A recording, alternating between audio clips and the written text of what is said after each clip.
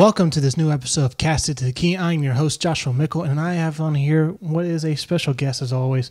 First time on camera, though, my wife, Megan Mickle. How are you doing today, honey? I'm doing good. So, how's it feel to be on camera? Last time it was just an audio recording. It's different. It's different. This is your first time seeing this, though, even though you live here. Don't be nervous about anything. You don't have to be. All right, so just to get the sports stuff out of the way, this week the Titans are on the bye, and we're just going to treat it as that for me and for this podcast. This is a bye week for the podcast, and we're going to dive into 3 movie reviews and a TV review coming up here. And so we are going to get started with a little movie that all 3 of these we have seen, like every one of these we've seen. But one of them that actually caught you by surprise was the Teenage Mutant Ninja Turtles movie, Mutant Mayhem. So just, I'll start with you. First initial thoughts, what did you think of the movie?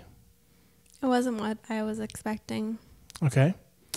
I never seen any of the Ninja Turtles. Like, I didn't know anything about their story or anything like that. But I wanted to go to see it because Seth Rogen was the main part. Any movie with Seth Rogen's usually funny when it comes to like kids movies. I'm not talking about adult movies, but it was really interesting. I thought it was gonna be really funny and ended up being more heartwarming. Yeah, that's one of the cool things about the lore of the Teenage Mutant Ninja Turtles is that you have these 4 brothers. You have their father figure down there with that rat in the sewers.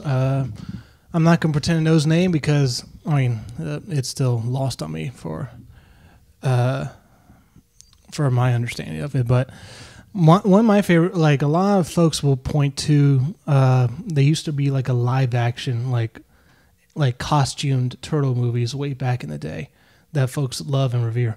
There's an anime movie that came out back in 2009 that really resonated with me. Is you have the same setup, but it's like they face their big villains, but you see that family dynamic of like there's like a divide in the household, and their father tells them to go their separate ways, and for them to come together when they're ready, and to come out hiding. And that's one of the things.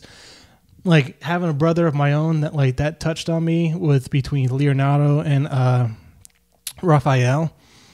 And it's touched on a little bit here on this in this particular movie, but this does dive more into the kid-friendly sort of aspect of the family dynamic between all 4 of the brothers equally. But so Megan, pros and cons. What are your favorite parts about this movie? If you can dive into that a bit, and also maybe your cons about the movie.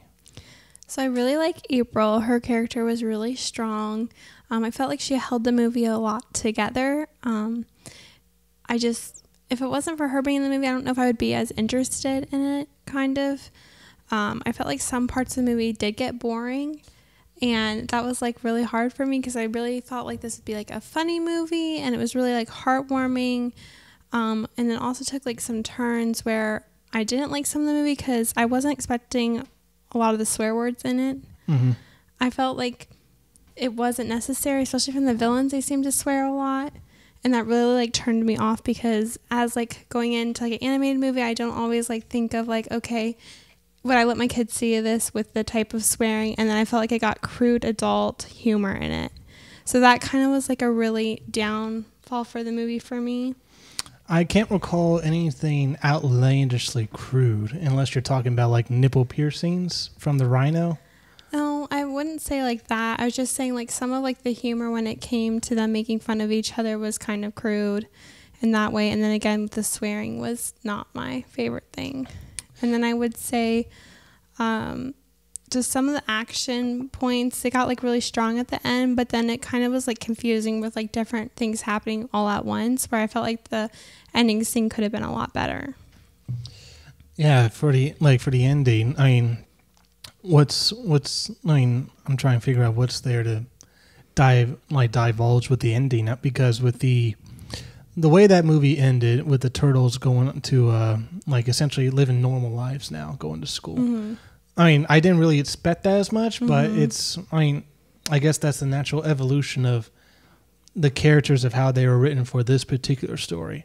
So in terms of that, like in terms of the villains with Superfly was utterly, I mean, again, like maybe not your cup of tea, but I mean, it's very like you can see where he's coming from, where you have some villains in movies where it's like mustache twirling, like cartoon supervillain. Then you have those villains out there like Thanos or Zod, where they view themselves as victims of society, and their point of view is they're doing the greater good in their eyes, and everyone else doesn't understand, or they're getting in their way.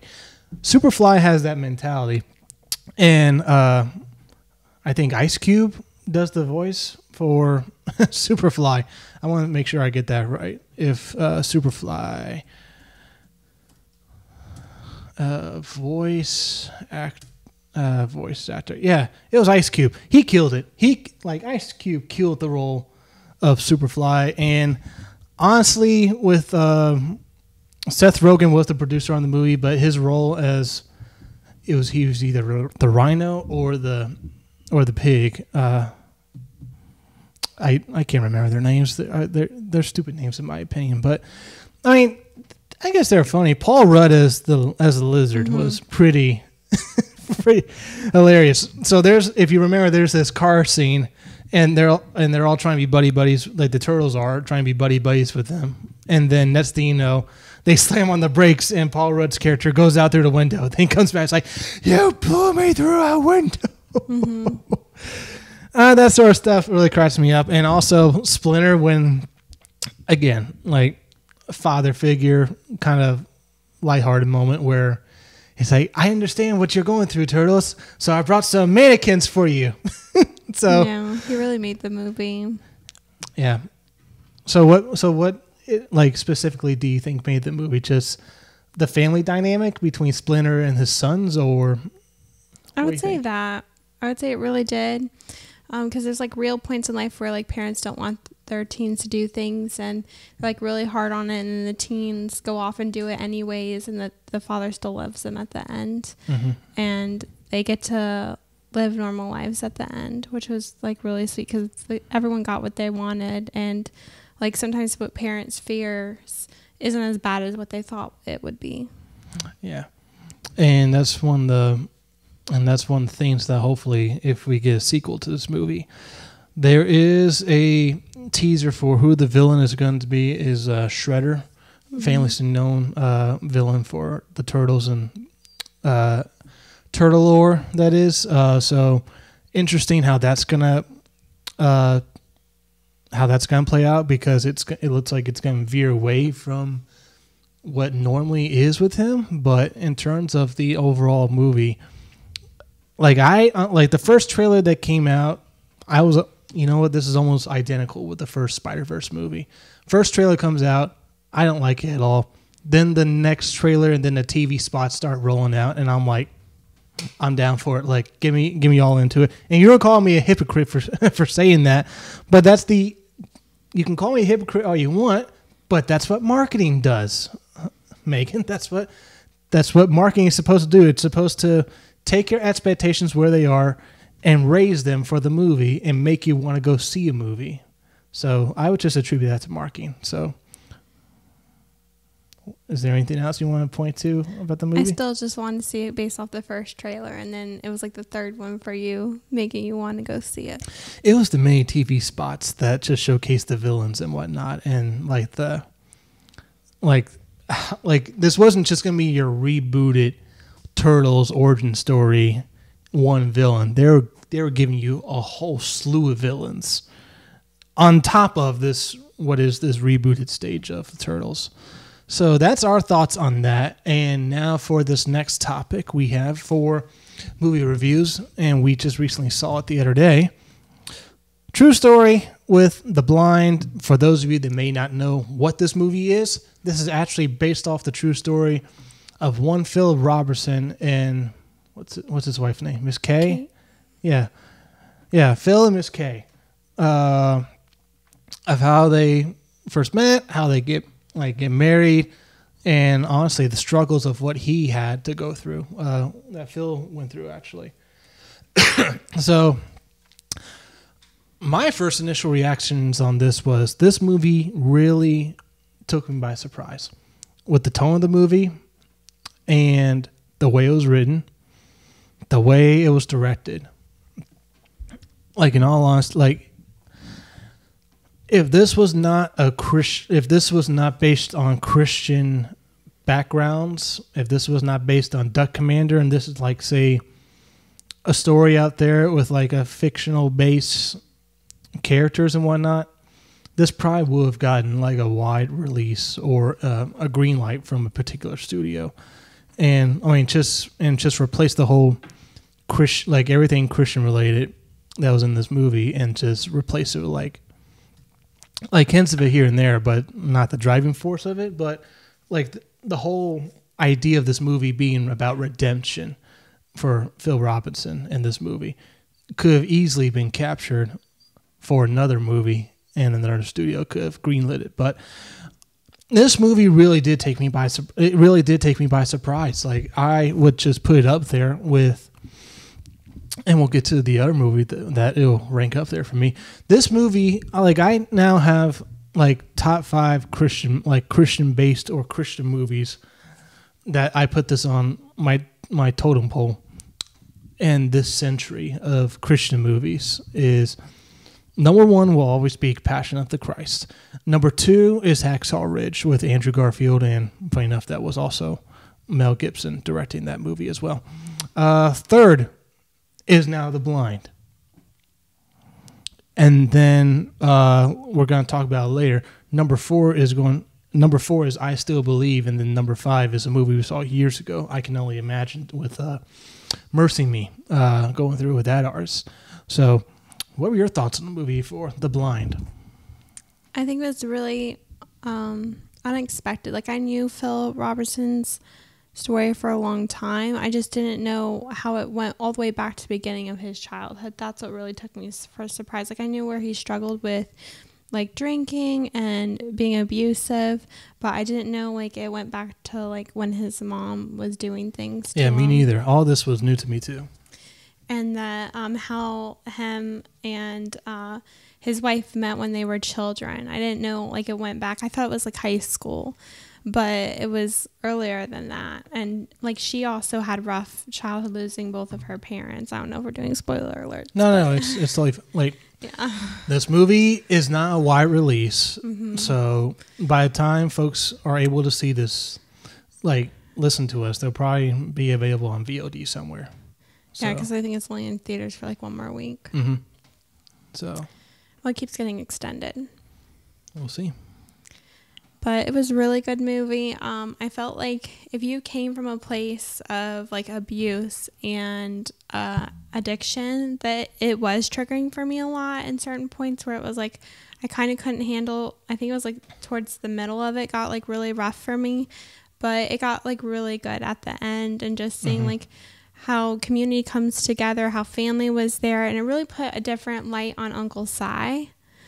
Uncle Si, the dark horse, like, best character in this movie. Like, real life Uncle Si in the Duck Commander, Duck Dynasty show. He's always funny. He's funny, but he's an idiot.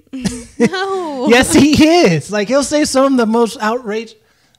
They were playing, like, whatever podcast they're doing. Like, they're showing previews of that before the movie started. With the Duck Commander podcast, and he's having his headphones on everywhere. He's like, I'm listening to my podcast. I'm talking to the people. It's like, no, you're not. You're outside of the room. I think that's just him, the way that he comes off like funny. I don't think he's stupid or anything, but maybe it has maybe it's like a coping mechanism, because it was touched on a show, and they did show glimpses of it in the movie. He was a veteran. He did go through the Vietnam War, if I'm not mistaken. That was the war that he came out of. So maybe that's a coping mechanism for. I mean, I don't know what to base it off of, but yeah, great. What a great character in the movie, actually. It was unexpected. Exactly. Character in the movie. That's what I would say, unexpected as well. What are some other things that stuck out to you? I would just say, like, also what their kids went through. Like, when he, like, kicked them out of the house and, like, the boys wanted, like, to spend time with their dad, and he didn't want anything to do with them and didn't want to even, like, train them to hunt, where I thought, like, from the young age they learned how to do it, but it wasn't until they were a little bit older where he actually spent time teaching them how to hunt ducks. Yeah, that was pretty neat at the end where he has this revelation. And then there's a moment in the movie where you're thinking, oh no, is he going back to his old ways? And then next thing you know, oh, he's bringing his kids along for the hunt, which, as we know today, is what they do. So. I think it's really cool how they came up with making the duck call. How he showed that at the end, like, that was also very unexpected. Yeah. I mean, they had to show it some way. Yeah. Like, that wasn't like first, like, watching this movie, that wasn't the one thing I was looking. Like, your mother was wanting. She'll say, like, she said no, she doesn't want to see it, but what she basically wanted to see was on film how they bought the warehouse, how they first started up the factories, the duck calls, and all that stuff. Like, you saw the genesis of it in the movie of what we got, and that's all we needed, because the movie is not called Duck Commander. It's, I mean, The Blind. It's all about Kay and Phil's story.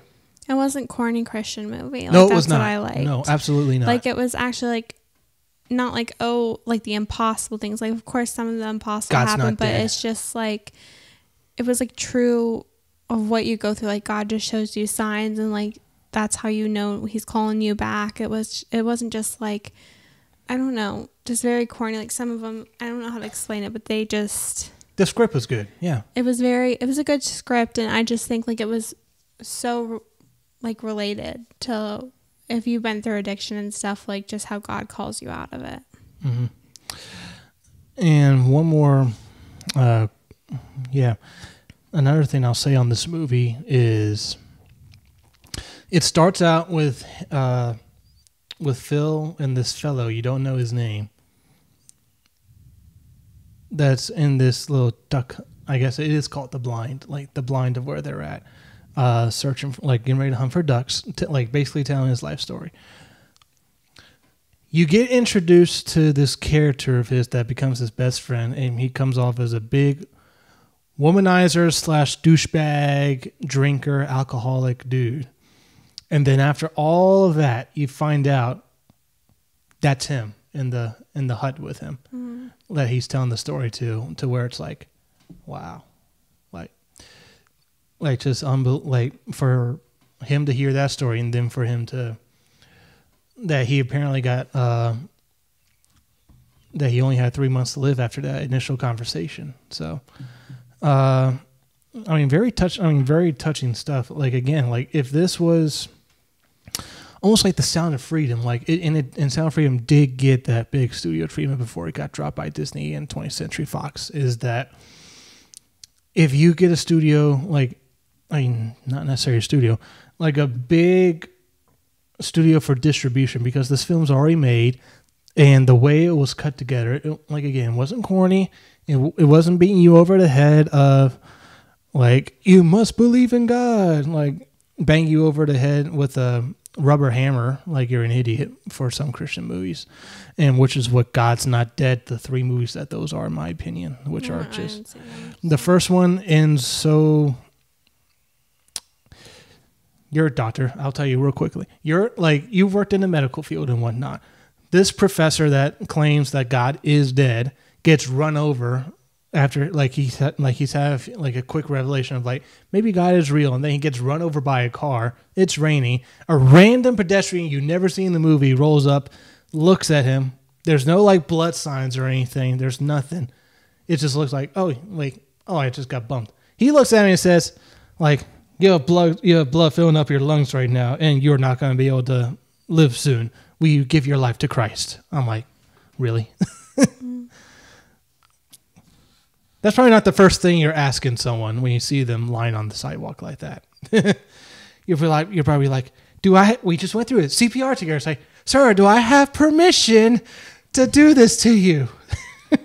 to call 911 for you to do all this for you? Not, have you had a relationship with Christ yet? If not, I would like to pray for you right now before you die. What? Yeah. Stupid that was. You got any more to say on what are some other things that but yeah, there was a lot of surprises, like them buying a bar, which I had no idea about. I honestly did not know he had a drinking problem, like all that stuff. That was kind of new to me. So, I mean, a lot of this movie was new for me.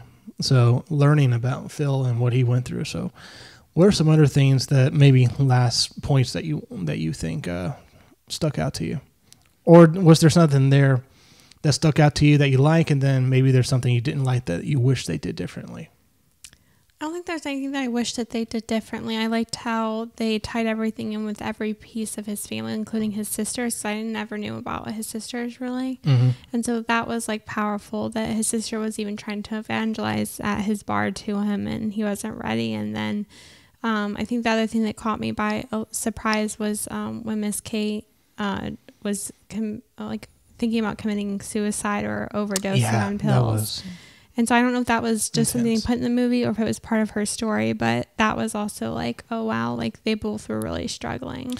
Well, Phil Robertson's credit with executive producer, so anything movie cut right wise, he has a say and he sees the movie. So apparently it had to be real.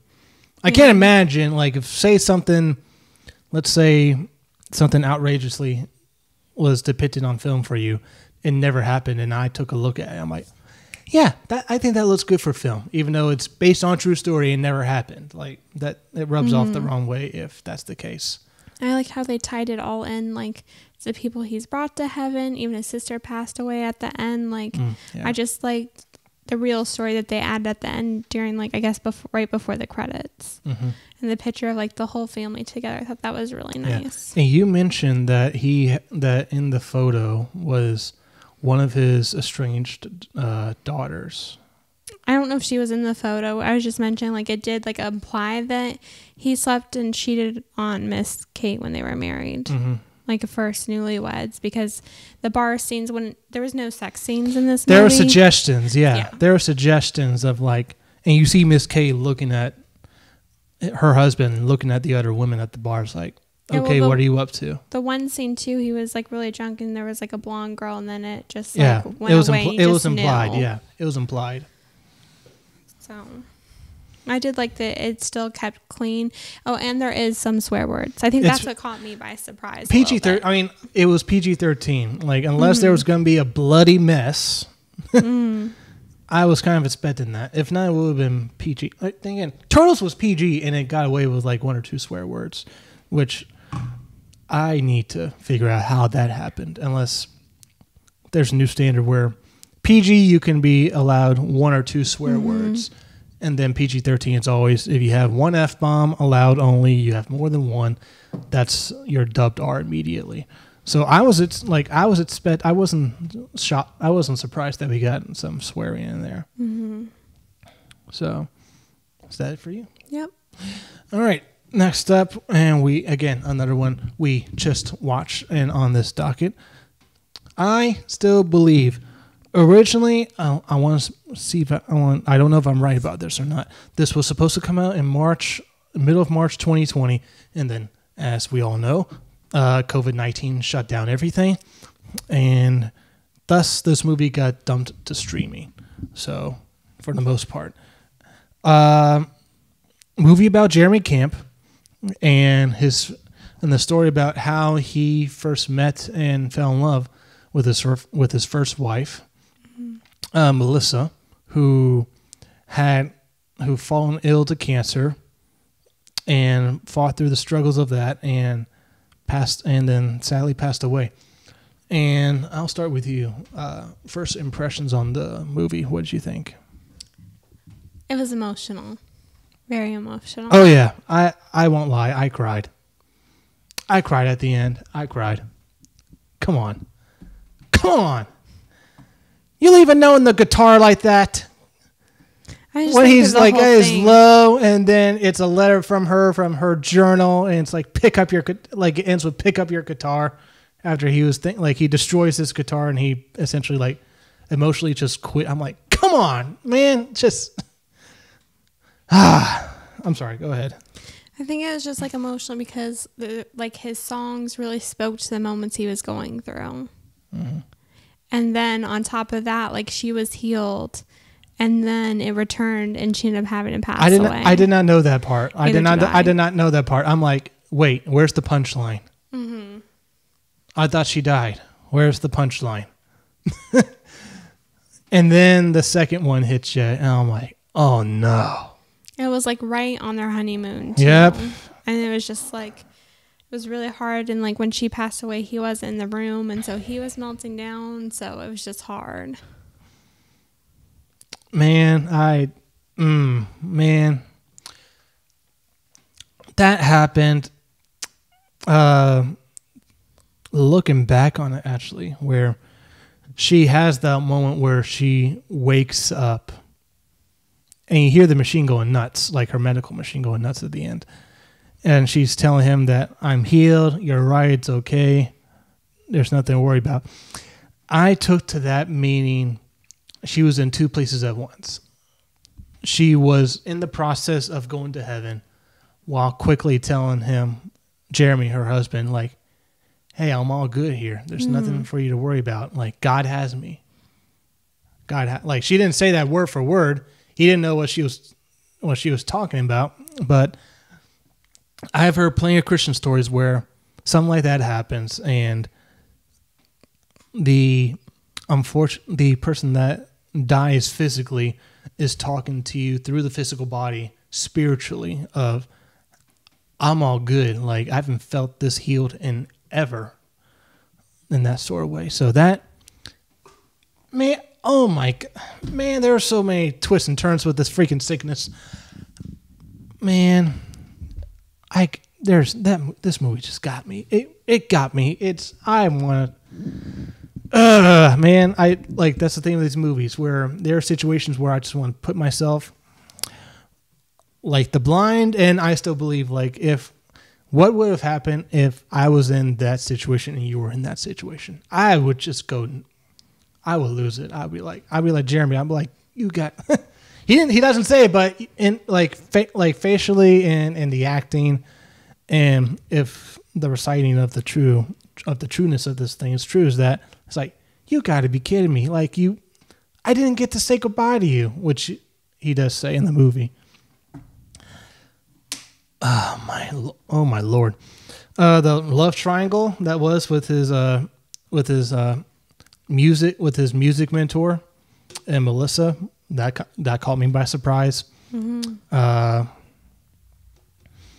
And then just after that, like, after she, like, it shows her going through chemo, and then when it shows that she's shaving her head, it's like, I mean, because I hear these stories of how it goes through, and it's just like, you know how it's going. It just tugs on the heartstrings when you see it performed the way it was. But man, she looks like, I swear to you, there are moments where I think, yeah, if I'm reading that correctly, Britt Robinson, who portrays Melissa, I swear to you, there are some moments where she looked like Shailene Woodley. Like, especially when she had the pixie hair, like, towards the end of the movie. Not to me. Well, not to you. No. Well, maybe it's because I just saw Dumb Money where she's in it. Maybe. So,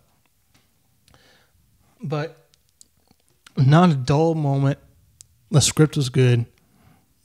It wasn't I mean, yes, it's a Christian movie. But again, the script isn't corny. It doesn't bang you over the head with that sort of stuff. So, what are some things that stuck out to you again? Like, I think anything it'd be else? towards the end where his current wife now was Adrian. Yeah. Adrian.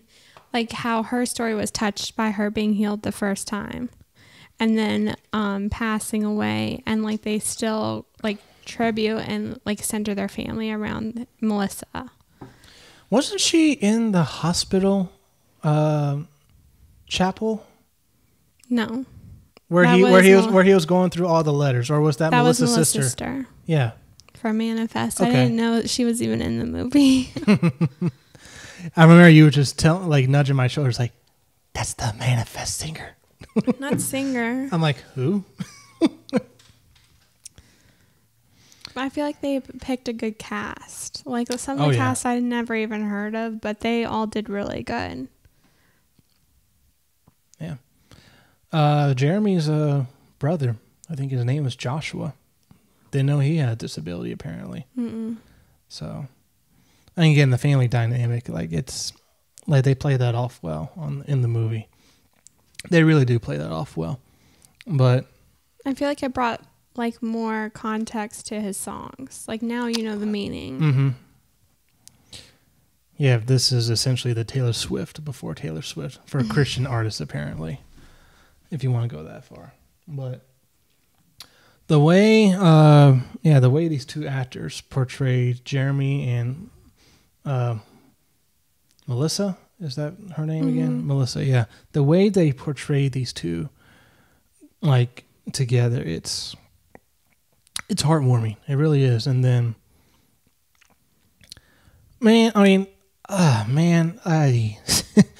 after they get the news of the second go round of cancer, they're not doing any treatments. They get back to their apartment, and then all the honeymoon, like wedding gifts are there. I'm like, oh no. Ah, no. Oh my.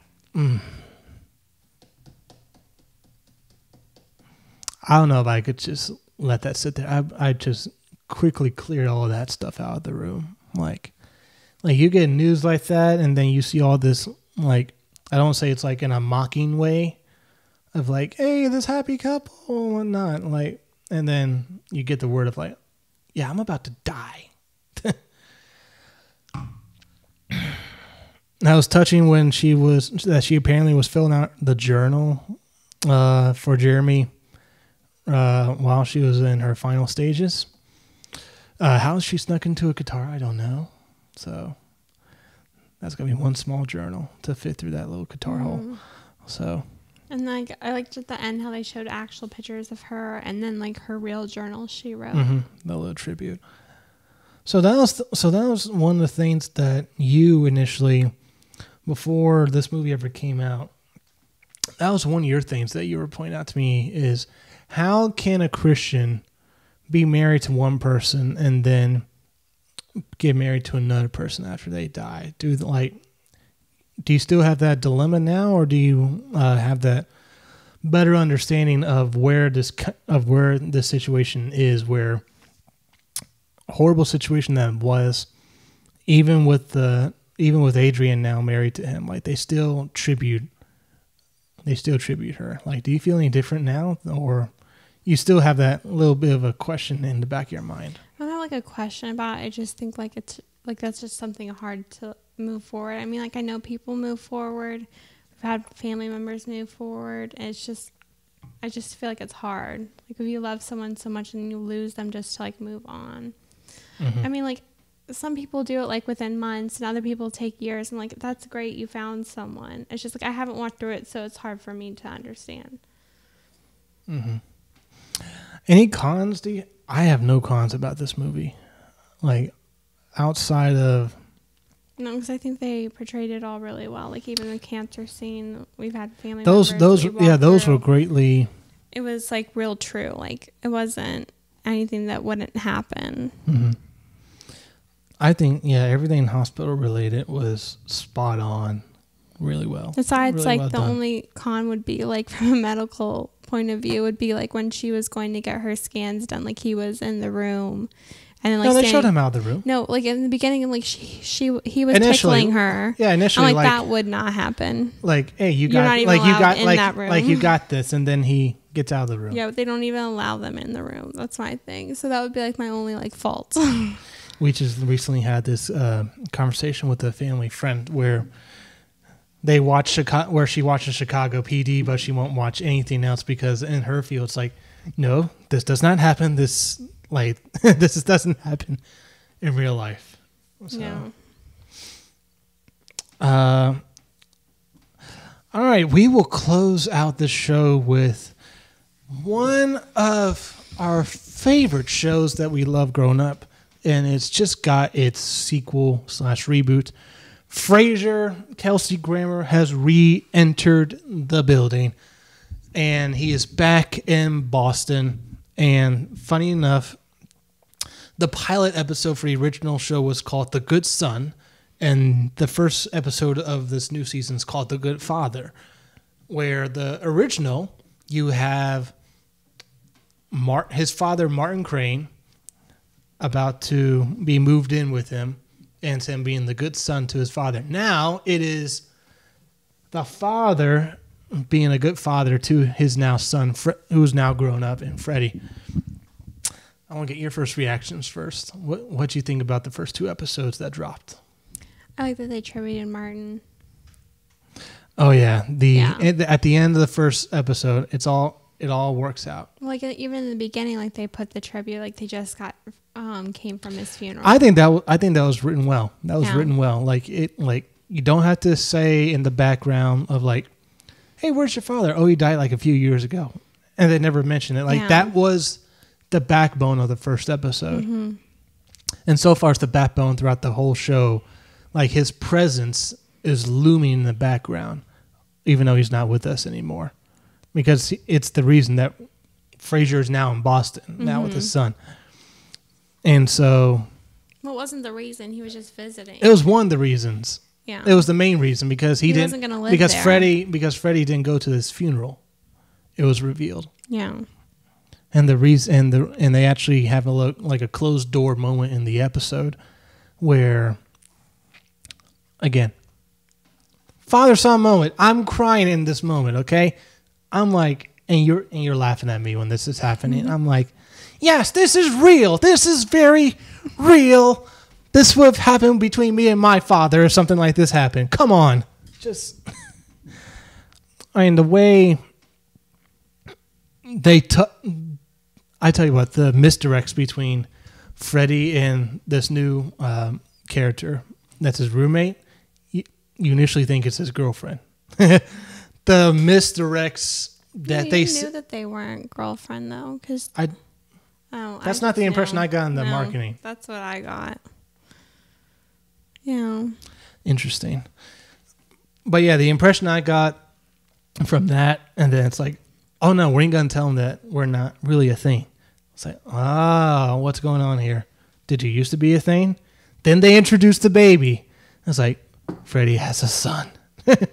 And then it's like, it's this onion. You keep peeling back this onion, and then you get to the middle of it. It's like, Freddie explains what it was with apparently a friend of his on the force that died in a fire. That was his baby. That was his wife, apparently, or girlfriend at least. Died in the fire. And you have this emotional moment with Freddie where he says to his dad, that guy had a family, that guy had a son and a wife, or girlfriend at least. Why couldn't that be me? Because he had a life and I don't have a life. Mm-hmm. So that was a touching moment between him and his father, Frasier. And then you have the everybody loves Raymond moment at the end of it. It's like, hey, I'm back. Hey, I'm living here. Let me show you where I'm living. Let's see. I'll take one step forward. Oh, look, we're here. I live across the hall. Immediately, I'm like, oh no, this is Raymond with his parents living across the street. He's like, you're renting the apartment? No, I bought the whole building. And typical Frasier isms in there. There are some reviews where it was saying it had like a lackluster beginning because of the new cast, new characters, new setting. To where I would argue the original show had that. Frasier was a spinoff coming off of Cheers. No one knew who Niles was. No one knew who Martin Crane was. No one knew who Ross, Bulldog, Daphne, all those characters for the first few episodes. It built over time, and then it's the show that we love today. So David Crane Niles' son that's in this show was probably the comedic relief I did not expect in this show. What were some of the things that stood out to you in this show? Well, I first thought it was like way too corny at the beginning when they introduced him. It was like kind of like, is this going to be like way too corny and not funny? But no, then as like it was not. He grew on you the longer, where it was like kind of stupid funny at first, and then it was actually funny. I didn't even want to watch this new season of Frasier knowing that Niles wasn't in it, so it kind of like puts the Niles part in there because they act just the same, so I feel like they did good on that. Some of the cons, though, was just in the first episode to me because... That's fine if you have cons. I do have a couple of cons. Go ahead. So, like, in the first episode, in the apartment, in Freddie's apartment, they're cooking dinner over there. And then people start walking through the revolving door. It wasn't like that, wasn't it? Because that happened in Niles' apartment, so you're kind of used to that. Frasier's apartment. No, yeah. Niles. Niles had the door into the kitchen with the bird, and they would always go back and forth. Yes, that and episode. So, but then when it came like, do you have any allergies? Like they're asking everyone, but they act like Freddie didn't have any allergies. But like if you go back to Thanksgiving episode Niles. of Frasier. The Thanksgiving episode, Freddie had tons of allergies, remember? He was like swelling up and stuff. And so that was like my kind of con in the first episode. Right. Because they made Nielsen have the only one with allergies, but also Freddie has allergies. So that was kind of, I was like, did you guys forget what you wrote about in the first episode? That's what being a firefighter does, sweet. It builds up your it builds up your immune system. So that was like my one con. So I'm like, that kind of just like didn't go together at all. And they didn't really show him eating food because the revolving door that was the front door of the apartment was like, hi, son, I'm here to make dinner for you. And then the Harvard people start rolling in, and then here comes David, the cousin of Freddie. And so it's like, who's cooking dinner? Who's cooking dinner for what? We're trying to impress Frasier for Harvard. Frasier just wants to cook a dinner for his son and girlfriend in this case. Oh my God! When David gave the Harvard ladies like, does anyone have allergies? Oh, I do. Right here. Here's my card. And like the mannerisms of David that is imbued from Niles and Daphne, I think was written perfectly for him. Yeah, it was okay. What are the cons? Come on. I just think like the Harvard stuff was kind of like really corny. Like some of it could have been cut out. Like that when the lady from the press was there and then he was like saying all those things. I was like, this isn't even funny. Like just cut this part out. Okay. I just didn't think it was necessary. It's just like sometimes they try too hard to make you laugh. Where in Frasier, I feel like they had to try as hard and they made you laugh more. And like the friends from Harvard so far, like they kind of seem really annoying. You thought the one guy was the chef critique from the first season, and I told you it wasn't. They kind of look similar though. Yeah, they just do. Like Shailene Woodley and the actress from I Still don't know, Believe. But I just feel like the Harvard friends aren't doing it for me in this episode so far. Yet. Maybe they'll grow, but right now I'm just like, it was just focused on Friday. Like the whole thing in the cafe. Is it a cafe or is it a bar? I don't know. It's a bar. Okay. Well, it doesn't even come off as a bar. It looks like a cafe. And then like with his whole like firefighter friends, like that part was really stupid to me. I couldn't get into it. Have you been to a firehouse? Yes, but it's just cringy. That's how they are. It was so they're not so stupid. I didn't say they were stupid. That's how they were treating firefighters, and I was just like, this is cringy. I view it as a mirroring image of, I forget which Frasier episode it was from the original season, where some of the Boston friends are in town, and then his father Martin's in the room. It's like, you said your father was an astronaut or something. You said your father was dead. It's like, what? I never said that. I just thought it was cringy. I couldn't get into that. I think like the best parts are at the apartment, and the genius part was turning the air hockey table into the kitchen table. That was like, that just did it. Will you please pass the salt? I really like that part. I was just like, every time when it's at like the apartments, it's good, but outside the apartments, it's just like, oh, this is so cringy. I don't like it. So hopefully it'll get better with more episodes. We've only seen the first 2, so I don't know. Don't sit there. Not in jeans. You're not allowed to sit on the couch. He's like, you said I could have anything of my interest. It's like, yes, I did say that. Go ahead and plug that in.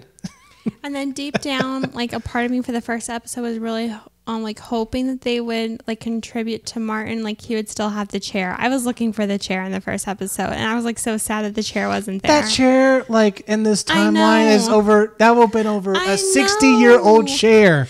But it would have been so cute if they still had it. So that maybe was, a picture somewhere. Maybe it's like you had the the chair in the picture frame. Yeah, somewhere. something like that. Especially with, like the dog. What happened to the dog? He died. They should have mentioned him. The dogs don't live forever. Did he outlive the dog? I want to know. The dog probably died first. Maybe Niles has the dog with Daphne because Daphne loved the dog. You don't know. They said 20 years have passed. In the span of this 20 years, Eddie probably would have died somewhere. I know. Where's the picture? There should have been a picture in Frasier's apartment. You know what? There was a moment like at the second episode where Freddie has the dirt from Fenway Park, the Red Sox part. It's like dirt. Frasier. And typical, again, Kelsey Grammer never misses a beat in this show. He just picks up where he left off with Frasier in the from when it was last cast and when it was last shown. He looks at the box of dirt like in his typical Frasier way. It's like almost like Jack Sparrow was like, it's dirt. It's a job of dirt. and Freddie's probably like again, sports guy. I'm laughing my head off because I know what it means, but you could have been Frasier. You could have been Frasier in this situation. It's like, this is the dirt from the World Series. It's like, I wish I knew what that meant. No, I really wish I don't know what that meant. I'd been like Niles' son. Oh no! What happened at the end?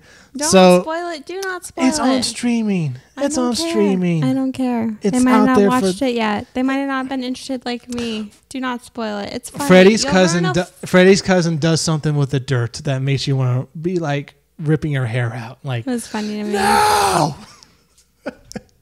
In typical Niles fashion, that his son would do. I'm hoping in the next episode that he'll notice. I don't think they're going to touch on it ever again. That would be funny. I think if they do, they're going to. I think if they do, that might be a thing where it's like, you know what? Let's go to a Red Sox game, you and me, cuz for like an episode between Freddie and David, we're at a baseball game in Boston with the Red Sox. I'm just hoping it gets a little bit better. What you think of the roommate with the baby? How do you think she was? I think she was fine. It wasn't like anything spectacular. I think it was funny when like Frasier thought that she was hitting on him. Yes. It's like, I do have that impression on women. It's like, I do get these questions a lot. It's like, you get these questions about how your voice turns babies to sleep? Yes. Like, oh, it's making the baby sleep. Oh, it's making you sleep over there. Man. Again, like, comparing the first 2 episodes to the first 2 episodes that we went through with the new iCarly show that Paramount Plus wanted to do a sequel on to revitalize a series that was beloved, and they revitalized iCarly. They're revitalizing Frasier. The first 2 episodes of Frasier compared to iCarly, I think Frasier does a better job with respecting the source material, the audience, and knowing where we left off versus you get a little bit of where we left off with iCarly. There are moments in the show where the show just disrespects the source material. Like, where's Sam? Like, we know what happens behind the scenes, but you don't have a better explanation on screen of where she is. Like, say she moved away somewhere or something. No mention of her, or if there is, it's very little. Not one scintilla of her in the show. It just reminds me of everything that they're rebooting because I watched Zoe 102. I think that's what they called the 102 is the movie. Yeah. And that wasn't the best either. Mm-hmm. So I was really nervous with Frasier and them doing this, but I'm hoping it'll turn out better.